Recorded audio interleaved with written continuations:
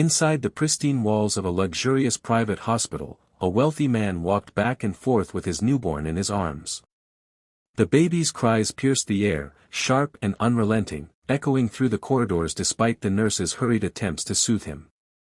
They brought warm bottles, soft blankets, and even lullabies whispered gently, but nothing seemed to ease the tiny child's pain.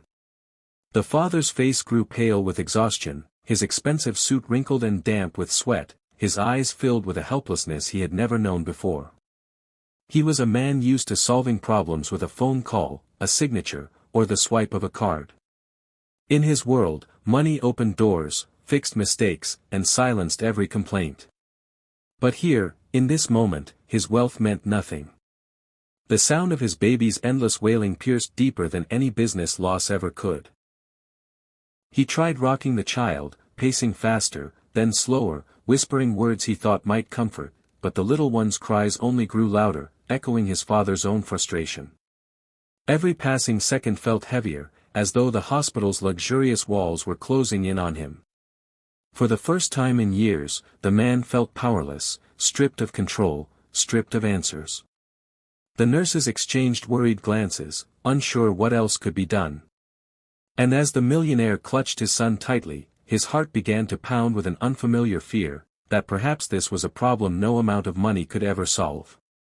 Doctors were called in one after another, their polished shoes clicking against the marble floors as they examined the wailing newborn. Each offered suggestions: change the position, adjust the blanket, check his breathing, but every attempt ended in failure. The child's cries grew louder, filling the room with a haunting urgency. The millionaire, though surrounded by the best specialists money could buy, looked more desperate with each passing moment. His once confident posture was gone, replaced by trembling hands and a restless pace that betrayed his growing despair. In a final attempt to help, the nurses brought imported toys that glowed and sang, devices designed to comfort any child. Still, nothing worked. The baby's tiny fists clenched, his face red with distress, his body rejecting every trick and treatment. The father's chest tightened as he realized he had carried his son for hours, yet his arms felt heavy, not with the child's weight but with the burden of his own helplessness. He had built empires, negotiated million-dollar deals, and commanded boardrooms filled with power, yet he could not soothe the one life that mattered most. With every cry, it was as though the baby was tearing down the illusion that money could fix anything. Sweat dripped from his brow, his frustration mounting, until silence fell for a brief second, not from the baby, but from the room itself. Everyone around him began to wonder, if all this wealth could not calm a child, what could?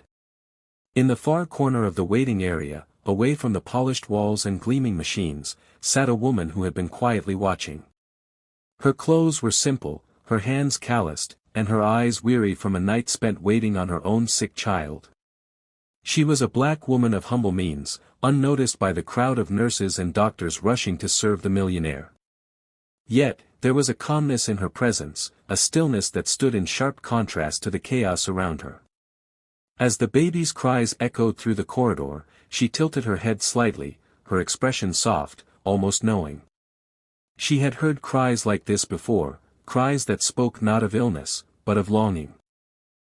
Her heart ached as she watched the man pace back and forth, his face pale with desperation, clinging to his child as though afraid to let go.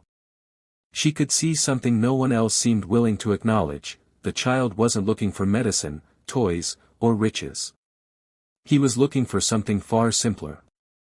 The woman's gaze lingered, her chest rising with a quiet sigh. She had raised children of her own, soothed their cries in the silence of sleepless nights, and learned that sometimes the answer lay not in doing more, but in being present. Still, she said nothing yet. She waited, watching the father struggle, knowing that the moment to speak would come when his pride finally gave way to his pain. At last, the woman rose from her chair, her steps unhurried but steady, and approached the frantic father.